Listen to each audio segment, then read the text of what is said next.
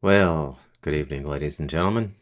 I'm Bruce McDonald, and this is the Telemaker Review.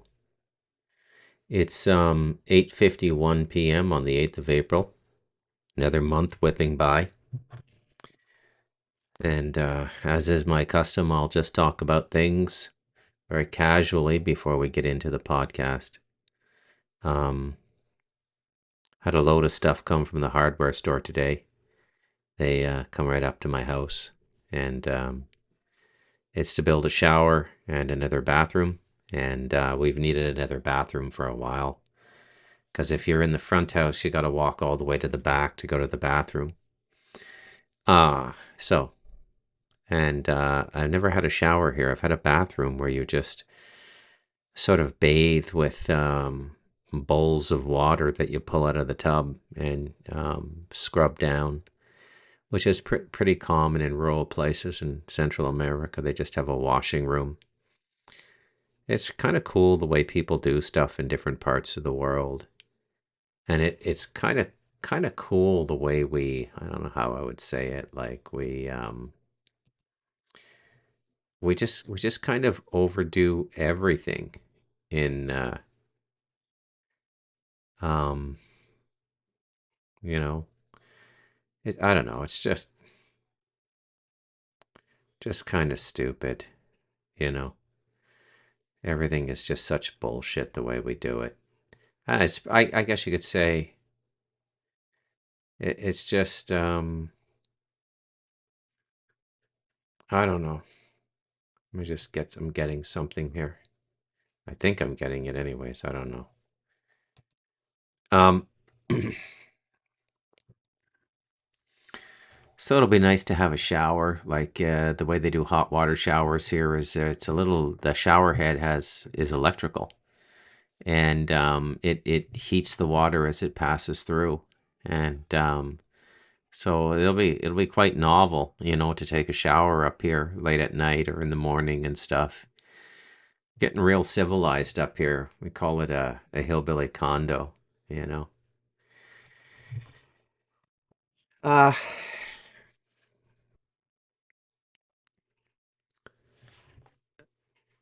so I guess this is part three of The Womb Inseminated by Solomon. I love that title, man. And as is the custom of this series of shows, I will just begin by going over some of the stuff we've gone over again. So, uh, agency should be completely understood, right? And there's a lot of things that want human beings to have agency in the world, but the best thing to listen to is another human being. Okay, you don't want to hear some entity channeled or a collectivity of beings giving a medium or a channeler or an akashic record reader some information drop. In spiritual growth, information is almost useless. Okay, especially I mean I got to be careful how I word things. That's not what I mean to say. Information about our own necessity of growth and the things that we have to let go of is extremely important. Truths about our own existence are very important. Most people can't face a truth about their own existence. About, you know, if the average human being completely lived their truth and lived the truth, most people would not speak to their mother, their father, their brothers, their sisters, because the truth is these people cause us the most pain in life, and they do it deliberately. There's a lot of heavy karma in families. And so that's a lie. It's a pretense we put up with, right? I've been over this before. So many instances to make the point, like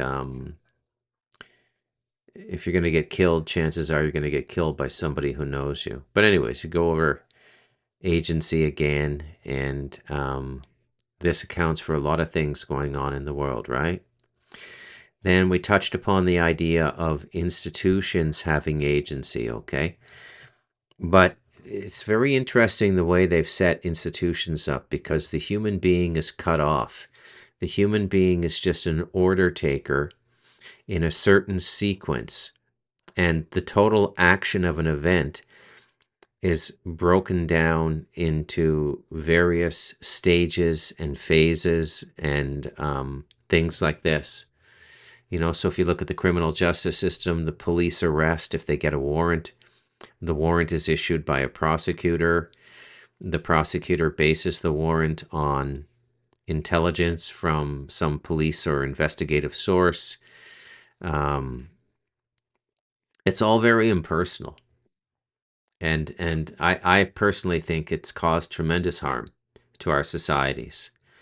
I think the personal approach, and it's very weak in coping with human organizations because the human being is the most powerful thing on the planet. And if you take the power of the human being out and you put everything into a series of protocols and regulations, the ability of that system to cope with what's going on will be slim or none. There'll be no coping ability whatsoever. That's just the way it is. I'm not being cynical, okay? Um, so there you go.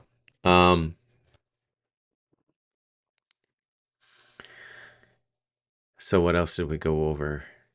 Agency is important. Um,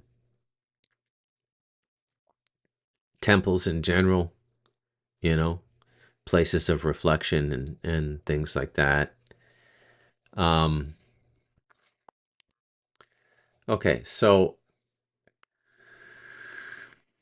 oh yeah, the other big thing we covered yesterday was how money is the greatest weapon ever created, but we don't see it as a weapon, okay? But it is absolutely the greatest tool ever given to the controllers. Without money, they wouldn't be able to do 90% of what they've done in the last 200 years and 99% of what they've done in the 20th century, okay? When you look at the autonomy of people who lived on land and grew food and practiced animal husbandry, that was a completely different human being from the one today. The one today is just it can survive in the human systems, but it's much more difficult to survive in the world now. Okay, like I'll just give you the example of where I live here on the mountain. So every man up here can fix a car, fix a motorcycle, fix an ATV, fix a chainsaw, build a house, um, ride a horse, birth a calf, um, butcher an animal for the family for meat. Like every man can do all of these things. Okay. Um, Set up their plumbing and create water pressure from a mountain stream. Everything required to exist where I exist, all there's no specialization. All of the tasks can be done by every man. And there's very little specialization here. When people have to repair their cars, they figure out what's wrong, what parts they need, and then they have a whole bunch of auto parts places here that the entire business is buying old cars and stripping them down for the parts. And then they'll have like a small warehouse of parts cataloged in boxes. And people call up and they say, do you have such and such a fuse for a 1997 Nissan pickup truck? And the guy goes and checks. He says, yeah, I have that. $5. And that's how they repair stuff over here. Now, where I live, most of the cars are fairly old. So that they're all about 20 or 30 years old. My car is 35 years old. And it's still in really good shape. But I completely swapped out the engine. Now, it's at the mechanics now, but there's certain things that they find a little more difficult. Like I need a complete new electrical system. Okay, because over the years it's just, the speedometer is not working. The gas gauge isn't working, so I never know how much gas I have. So every time I go out, I fill up the tank because, you know, and then I can have a brother-in-law borrow the vehicle and like use it all week, like 2, 3 times a day, go down the mountain. And when I gave it to him, it had the equivalent of 100 and $120 worth of diesel in it, US dollars. And he may give it back to me right on empty. My brothers-in-law, they do this kind of shit all the time. Drives me crazy. Okay? I don't know why I keep even lending them my shit, actually, but I do. Because generally they leave everything to such a point of emergency that it's difficult to say no when they ask for something. But it's slowly changing. I had to figure out a way and a plan to change the behavior up here, and I think I've pretty much got it now. And I've done it respectfully without castigating anybody. And it's just taken this time to get it to this point. But they do shit like that all the time. But so I'm getting the electrical system repaired. And then I think the next thing I'm going to do is they have a lot of old world trades over here, like upholstery and stuff like that. So I think I'm going to get all the seats redone. I think I'm going to get the floor mats redone. And I think I'm going to get the insides of the doors redone. And this kind of stuff is very, very popular in Latin America because they will drive cars forever over here. And Cuba. I mean, you go to Cuba, most of the cars on the streets are from the 50s and 60s.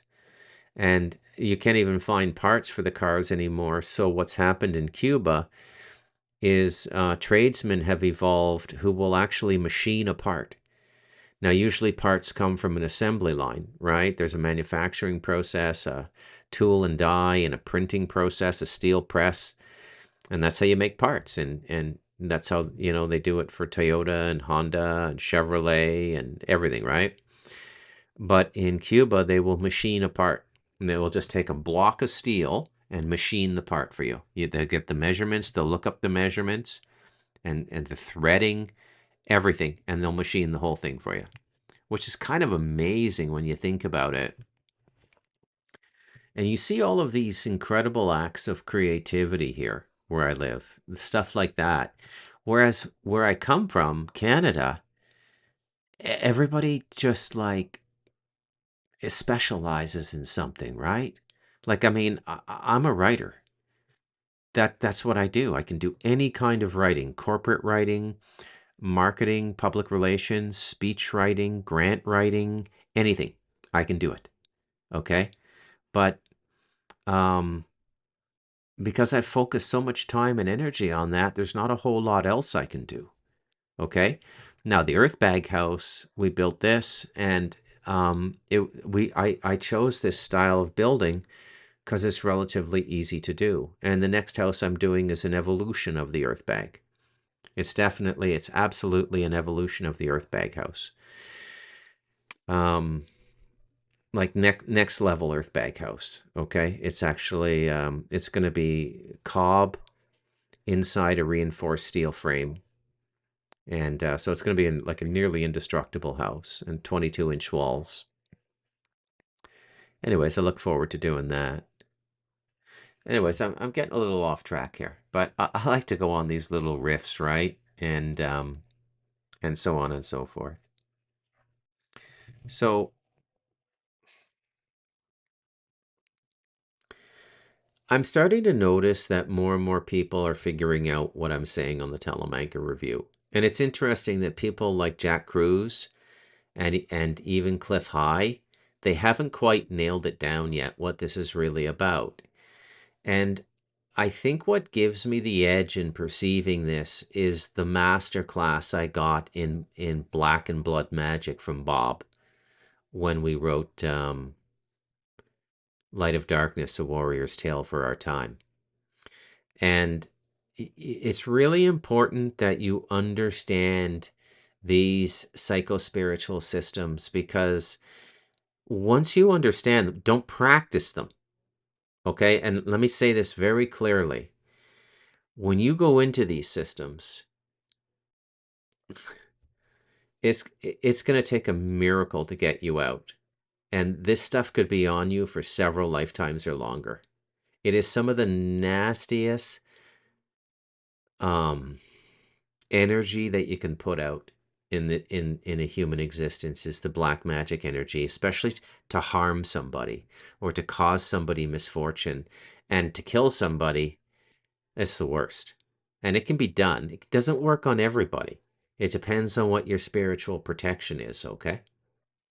And and I think, once you become aware of this stuff, whew, your spiritual practice goes through the roof. So don't let anybody tell you that fear is not a catalyst for spiritual growth. It is. Okay? It absolutely is. It doesn't have to be a stupid fear like the Christians telling people all through the centuries that, you're going to go to hell eternally and things like this. That's just, they shouldn't have done that. That in itself is a form of black magic, by the way. So they were actually practicing black magic on their congregants.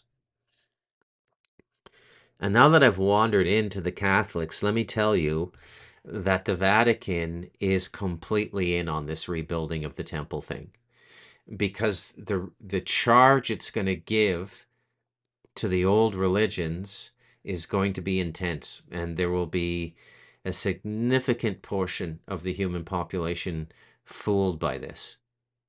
Okay? I know some very smart people who can break down a lot of stuff. They understand mind control. They understand the 20th century as I describe it from World War II onwards. Not in the detail that I gave in The Devil in Us, but they understand that it's been nonstop mind control. Okay? But they can't see this one. They still believe all the biblical nonsense, and it just kind of amazes me actually. Um, but anyways, what gave me the advantage is meeting Bob and working with Bob, and sort of I don't want to say seeing these things with. Let's just say everything I've written about my relationship that I've developed with what I call this spirit. Okay, so what is spirit? Spirit is the voice or the articulation of the living membrane we live within. Call it a hologram. I call it a living membrane. Okay? Multidimensional living membrane that we live in. And it speaks to us.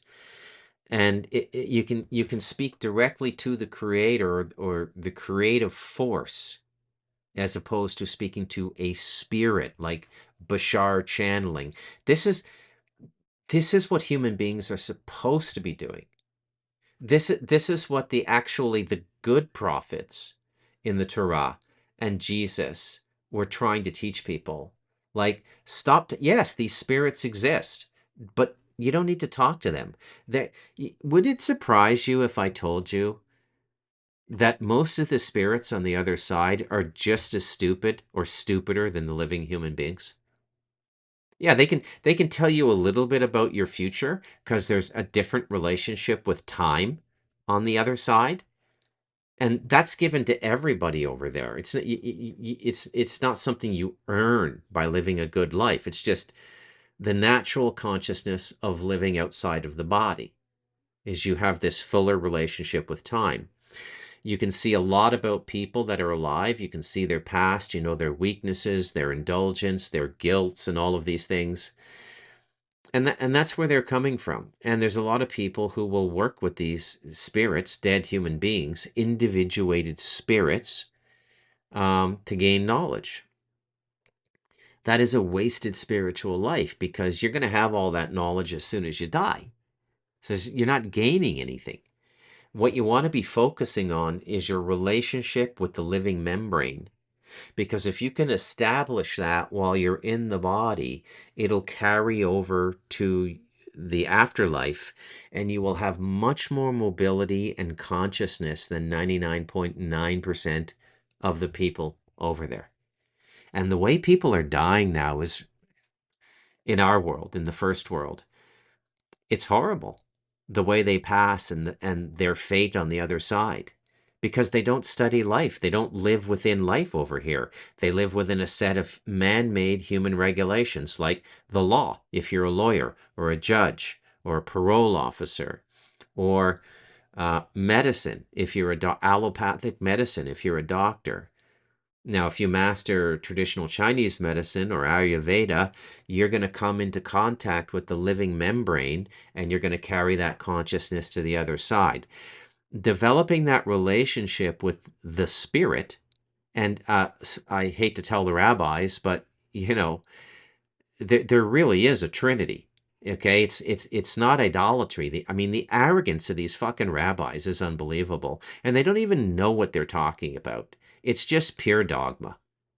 It's dogma distilled to madness is what it is. Okay, and the Catholics have it too. Pope Francis has it big time. The Berglione Sanhedrin, as Cardinal Vigano calls them. So that's what you want to be working on when you're alive, is this relationship with the living membrane. And that is generally achieved by the practice of stillness. Stillness of body, stillness of thought, stillness of feeling. Okay? And that's when you start to discover the awakened imagination, which is the spirit speaking to you. Not always. Sometimes it can actually be a spirit speaking to you. But you can unfold to a point where if a spirit wants to speak to you, it has to present itself visually. Okay, so you know you're speaking to an individuated consciousness. This is how the Ligurians appeared. The Ligurian I interacted with appeared to me when I finished The Light of Darkness. The Ligurian are an seventh dimensional extraterrestrial race. Now, I didn't carry on this relationship in any great detail, but they did pop in after the book, and they had been watching me write the book the whole time. There's a lot of stuff that watches these books being written. It's a very weird process, the whole thing.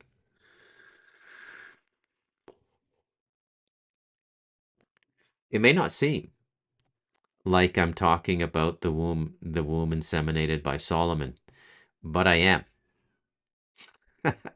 That's the subtlety of the Talamanca review. Once I choose my topic, um, I'm like a hunting dog on its prey. I just never really leave it. Okay. All right, so let's get back in. I went on a long tangent there. I like to do that stuff. You know me, guys. I'm sorry. So money was a weapon. And so what does a weapon do? Well, it defends your interests, it defends your territories, it conquers your enemies, and forces them to either be decimated or to live under your will. Okay, that's what weaponry does. That's what an army does. That's what force does. Now, it's a curious thing that we've never regarded money as a military tool, despite the fact that the moment you hear it, you go, oh my God, yeah, Bruce is right. That is the most incredible weapon ever created. Money has done more to change the world than any weapon. Any weapon. Okay? It was money that forced the rise of Hitler and forced World War II. Money and the circumstance with money through reparations created by the Treaty of Versailles. So World War II was inevitable. They wanted another war, okay? And this was all done through the money system because people can't live without money anymore. And this is why I went down this whole rabbit hole about the generalists I live with who can fix anything, almost anything related to where we live. The men here can fix it. Whereas I'm a specialist. I'm a technical writer. I'm a grant writer. I'm a book writer. It's a completely different world, right? The generalist is generally more in possession of their lives, okay? Because they can do all the things necessary for their survival. The only thing that pisses me off up here is we don't have enough vegetables growing. There isn't a family garden like a half acre because it's 12 months of sunshine here or rain, which helps grow the vegetables, right? We should have limitless onions, limitless potatoes, limitless tomatoes, limitless yucca, limitless melons, watermelon, we're doing okay with the fruit. Like we've got limitless bananas, pretty much limitless papaya. If you like papaya, you're gonna love this place. Okay.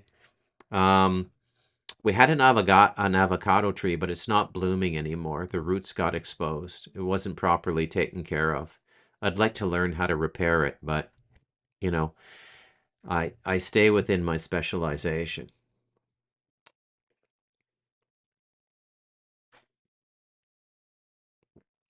So money was a tool.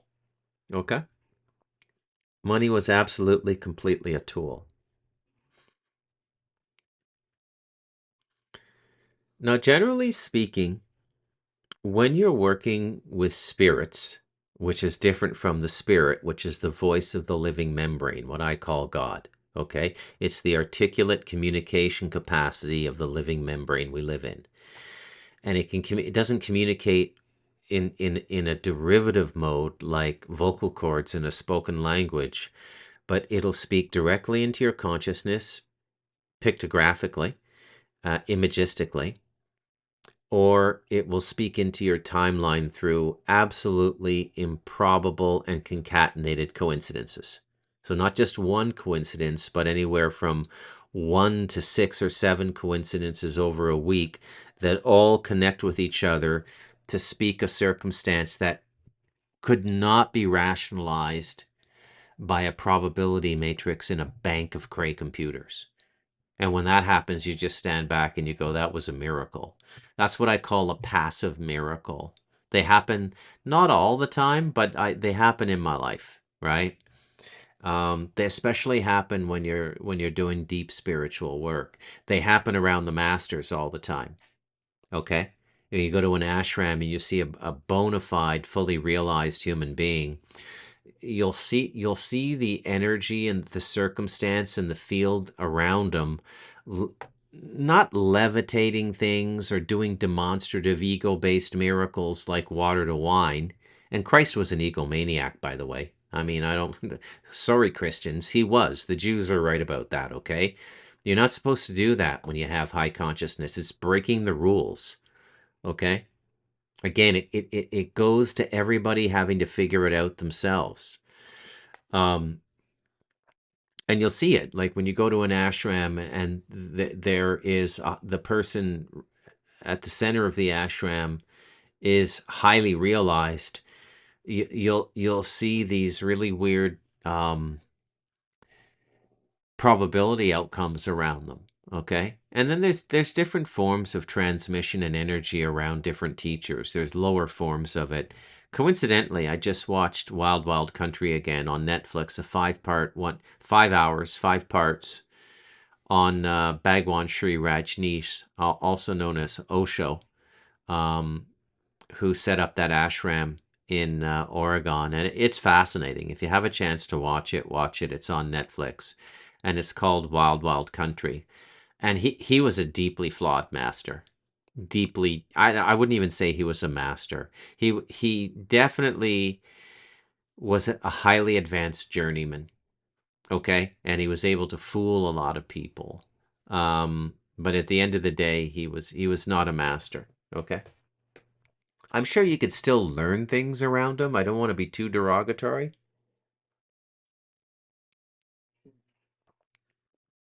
Yeah, you could definitely still learn things around him. Okay, so it's time for me to stop mucking about here, and let's get into the tangibles here. That very soon we will all see the building of the third temple in Jerusalem. The table of showbread is ready. The menorah is ready. All of the golden pieces are ready. The third temple is ready. Our job to bring and to build the third temple. They're also planning to slaughter 5 red cows. That paves the way for the building of the third temple, replacing the Dome of the Rock. The Zionist Jews have announced many times that they would build the third temple on the Temple Mount. But this year, they are dead serious about it. The red heifers imported from Texas in 2022 are now 3 years old, which means they are ready for a purification ritual according to the Torah. This makes them eligible for the ceremony needed for the third temple preparation. But why the Jews are very silent about it? Well, actually they are not silent. The leak information from the Temple Institute officials, the red heifer ceremony will take place in the Passover holiday 2025. Just recently, the Sanhedrin, a Jewish religious authority, has called all Jews around the world to return to the Holy Land, and they should be ready to build the third temple. And we have passed that all Jews around the world have an obligation, I feel right now, to do whatever is in their power to come to Eretz Yisrael, and that is the mitzvah of the Torah, and that is... The Sanhedrin has also called for global participation in the rebuilding of the third temple. They have reached out to world leaders, including Russian President Vladimir Putin and the current U.S. President Donald Trump, urging them to support the rebuilding the third temple. Not only that, the Sanhedrin has reached out to the Arab world, especially those descended from Ishmael, inviting them to join in the rebuilding of the third temple. This invitation is inspired by Isaiah's prophecy, which says the sons of Ishmael will bring gifts and support the temple's construction. But the Arab world didn't respond very well. The relationship between Arab countries and Israel has been quite strained recently. Even countries that had normalized relations with Israel, like the UAE, are facing internal and regional pressure due to the ongoing conflict. However, the construction of Third Temple had actually begun months ago in secret, but they did not expose it on the internet. They have learned that since they brought 5 red heifer to the Holy Land, they have captured the attention of Muslims not only in Palestine and Middle East, but also around the world. The Sanhedrin believes that the construction of the Third Temple is a divine commandment prescribed by the Torah. According to their interpretation, this commandment is not merely a historical or symbolic aspiration, but an active and obligatory duty for the Jewish people. Rabbi Hillel Weiss, the spokesman of the Sanhedrin, explained the reasons behind their letter. He emphasized that they are not asking for money or permission from any government. Building the temple is a commandment from the Torah for the Jews. Rabbi Weiss mentioned that the invitation is not about politics or religion, but about being ready to serve God. In the last 5 years, Jews have made very significant progress in preparing for the construction of the Third Temple. They have found red heifers, and right now they are 3 years old, which are ready to be sacrificed. This achievement represents a crucial milestone in Third Temple preparations, as the ashes of a red heifer are essential for purifying both the temple site and the priests who will serve in the temple. The Temple Institute has taken a big step forward by creating a replica of the Ark of the Covenant based on biblical instructions. It's made of acacia wood covered with gold and has golden rings for carrying poles. 17 volunteers from different countries built it in 3.5 years. This replica shows their dedication to restoring the temple and sticking to biblical guidelines. A group of religious Israelis have recently been pictured practicing the ritual of the red heifer in front of Al-Aqsa Mosque. This is seen as a provocative gesture, as it symbolizes the intention to build a new Jewish temple on the site of Al-Aqsa Mosque. The determination to rebuild the Third Temple is deeply rooted in Jewish faith and tradition, much like the story of Abraham's willingness to sacrifice Isaac as an act of obedience to God. The question remains, can the Jews finish building the Third Temple by the end of 2025? Leave in the comment. Now, there you go. There's, the briefest of overviews of the temple. Now, I have to explain something here that is very important, okay?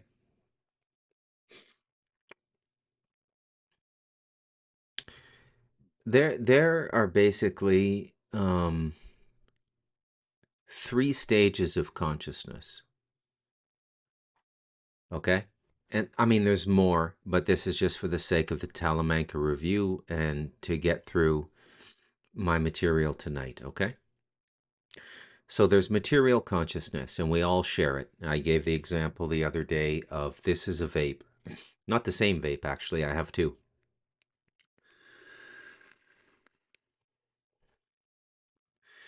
And it's material. So the material reality is the one we all agree on. And it's in the material reality that we make our decisions about who we're going to be. And the decisions about who we're going to be are very influenced by our connection with the other two states of, let's say, reality. Okay, so there's material. The second is chemical. Okay, there are very many things that can be done with chemicals.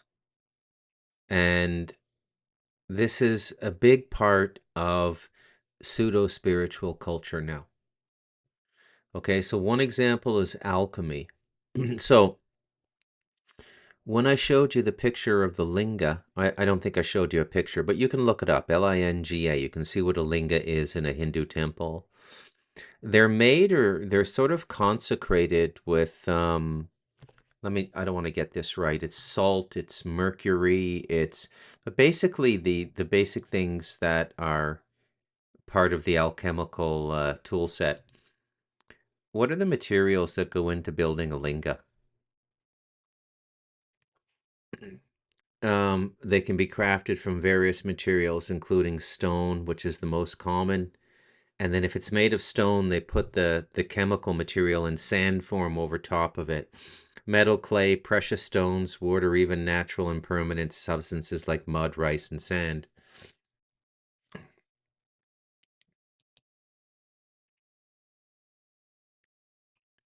Okay. Anyways, this is not helping me. Um, you'll just have to take my word for it, okay? So lingas are made. I went over this material a little bit when I was going over the Liber material of the Martinists. I may actually get back to that if I can find where I put those things. I got like 4 computers. It's on one of the other computers, but so there's material consciousness, chemical consciousness, and within chemical, you could say numerical as well. Okay? Numerical as well. And so what is in chemical consciousness? Well, you just got a brilliant example of chemical consciousness in that 4.5 minute piece on the Red Temple. Now, I want you to ask yourself in all sincerity. Now, in when I say all sincerity, I mean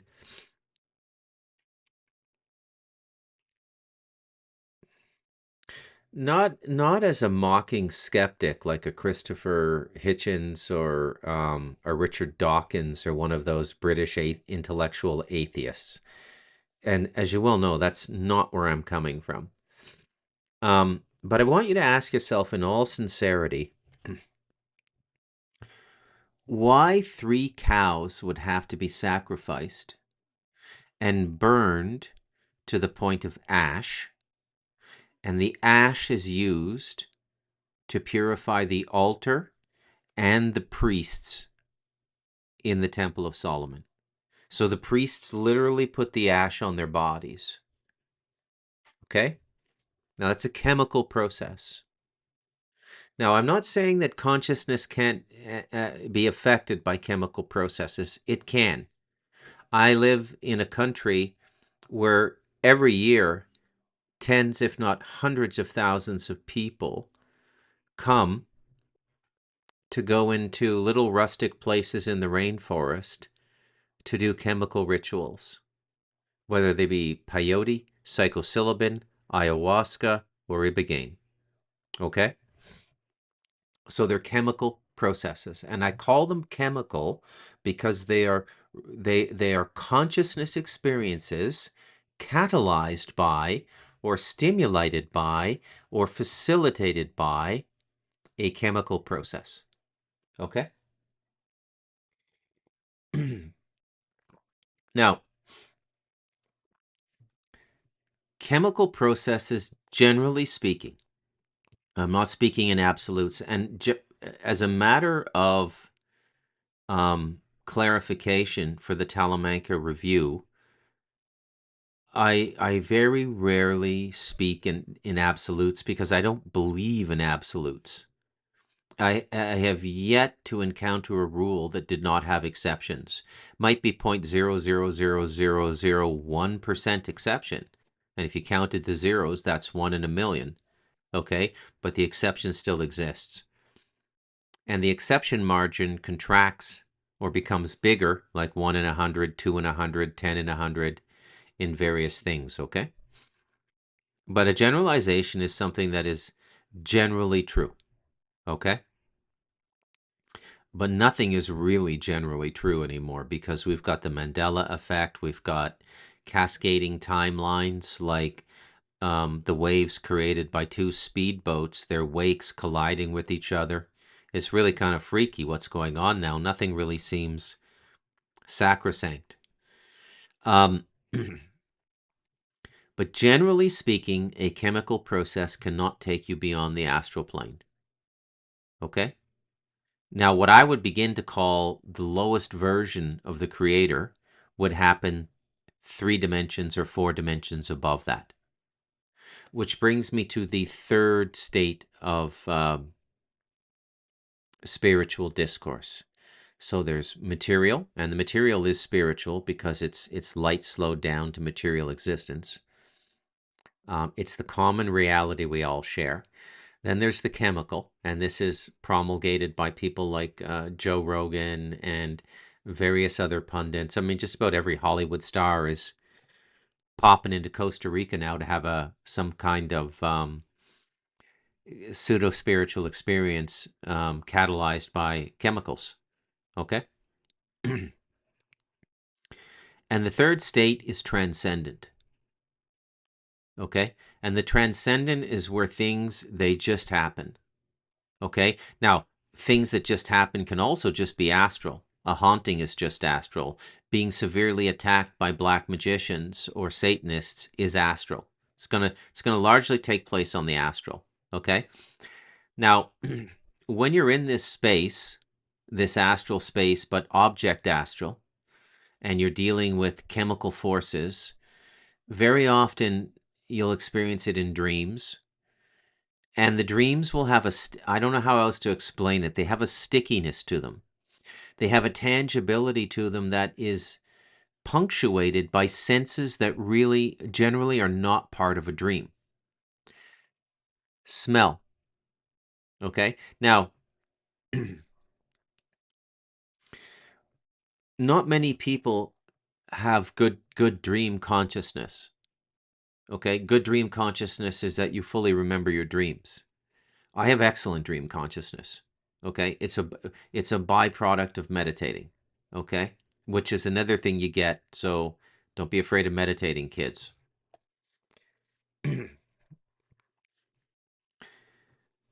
Now, there's generally no tangible experiences beyond sound and light in a dream. So remember my definition of light. Everybody talks about inner light, inner light, inner light. There is object inner light. Okay, there's starlight inside of us.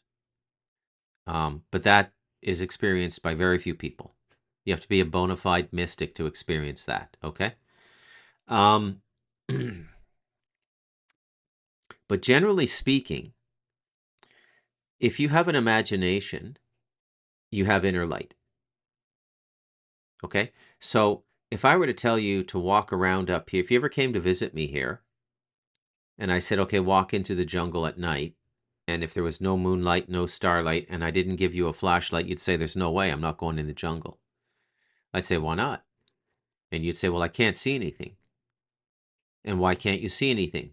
Because there's no light. Because the sun is on the other side of the world, and there's no moonlight. There's no reflection of the sunlight. Ergo, there is no light. So if all sight in the physical world is defined by light, and you can imagine a park in your imagination. If I say to you now, I want you to see the park in your city where people take their dogs. Can you see that park? Okay, how are you seeing that park? Where's the light coming from? Okay? So in the physical world, there's light or no light. You can't go in the jungle at night. In your inner world, you can see things. But the same principle applies. There's light. Okay? I've been over this before on the Talamanca Review, but man, I'm going to need a fourth part to the womb inseminated by Solomon. Okay? So that's light inside of you. Okay? But generally it'll be on the astral. Okay? Now transcendent experiences go beyond the astral. Okay? Transcendent experiences are God. That's where you're getting into the God or the creator field. And you don't have to use that language. You can go into these states of consciousness and you don't have to believe in God. The Hindus don't really believe in an over creator. The Buddhists don't. A lot of people don't. Okay? It's just, like I said, my definition of God is a living, breathing membrane that we live within that is multidimensional. And that's not even the definition of God. That's the expression of God. God is what sustains it all. The energy that sustains it all. Where does that energy come from? Okay. Now let's go back to the middle thing in the three things. So there's material, chemical, and transcendent. Okay. Clearly, when you look at the Temple of Solomon, you're looking at heavy chemical consciousness. But it's not as consistent as something as banal as an ayahuasca trip. Okay? Why is that? You might ask. Well, I don't know. Or I do, but it doesn't matter. What a shitty podcaster I am. Now you look at the sequence of things. And I said also in this middle kingdom with chemical, I said you can also throw in numerical as well. And that's where the mind is working with certain principles that have come to be understood in a subject-object way, or as close to a subject-object way as you can get, okay? Without a real bona fide object being there. And this would be things like numerology and gematria and astrology. And so numerical and chemical are very similar. And they're also pillars of the magical world. Now, it is the allegation of the Jews that all of these instructions have been given to them by the creator of everything that is seen and unseen. All right, well, I've just explained to you. Now, I'm trying to be as logical and non-prejudiced as possible here. Because for a lot of people, this is very sacred territory, the Abrahamic system, and the Jews, and the Third Temple. And I don't want to be disrespectful, but I have to admit, it's hard. Okay? It's very hard not to be disrespectful, because I think it deserves disrespect. So number one, people on a transcendent path are generally vegan or vegetarian. They will not consume meat, because the vibration of meat will not allow you to sustain a transcendent consciousness. That's a fact. There isn't a path on the world in lineage, and lineage means they reproduce the consciousness every generation.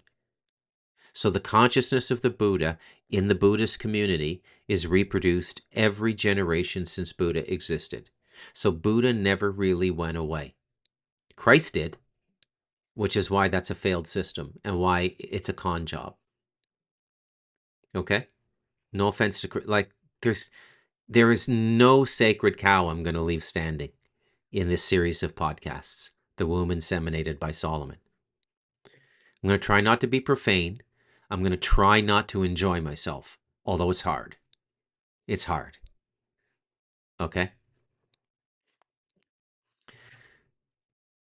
So this is a chemical process steeped in the desecration of living things, which is a violation of transcendent consciousness, and this is the sacrifice of the red heifers.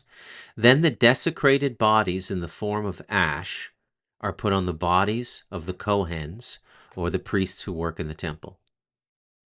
Okay? Now that's a very deliberate instruction allegedly given by God. Okay? Here we arrive at the question, what God are you talking about? What God could you possibly be talking about? Okay? It it's mind-boggling when you start to think about it, okay? And then you get into the principal work of the temple, which is blood work. The temple is for ritual sacrifice. Again, ritual. Now, blood sacrifice as religious expression has been gone for a long time. It persists in what we consider to be low paths. African magic, Santeria, voodoo, Palo Mayombe, Satanism, which goes all the way to human sacrifice. But if you look at the panoply of chemical religions, and Satanism is a chemical religion, adrenochrome is a derivative of this as well, okay? It's all chemical consciousness, okay?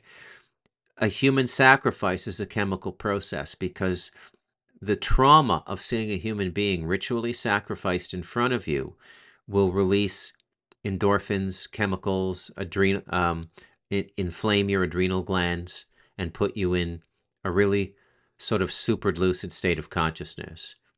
Fight or flight on steroids. Okay, so again, it's a chemical process. It's rooted in the chemicals of the body. I'm going to stop there for tonight, and I'm going to do part 4 of The Womb Inseminated by Solomon tomorrow. I'm Bruce McDonald, and this has been the Talamanca Review.